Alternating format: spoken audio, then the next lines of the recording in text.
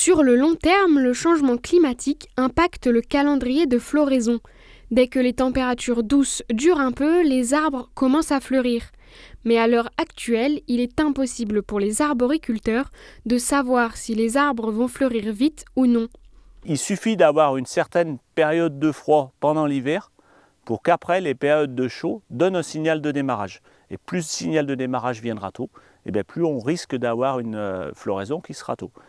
Alors les variations de température peuvent affecter, mais le moment où elles affectent le plus, donc c'est au moment de la floraison, puisque un coup de chaud, un coup de froid, la sève, elle démarre, elle s'arrête et ça peut provoquer la chute des fruits, ou alors le gel simplement qui va brûler les fleurs.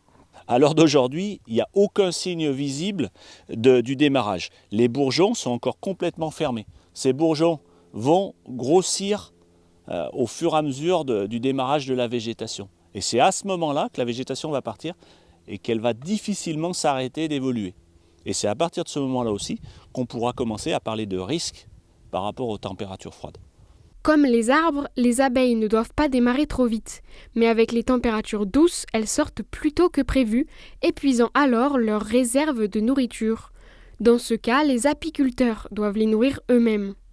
Alors c'est pareil, les abeilles c'est comme les arbres, il ne faut pas qu'elles démarrent trop vite sur une trop grosse période. Pourquoi ? Parce qu'elles vont s'épuiser à chercher à manger, une nourriture qui est peu présente, même si on commence à voir les noisetiers en fleurs, et elles vont taper dans leurs réserves, commencer à élever du couvain, et si elles sont trop nombreuses dans la ruche au moment où le froid revient, il faudra les nourrir pour pouvoir arriver au printemps.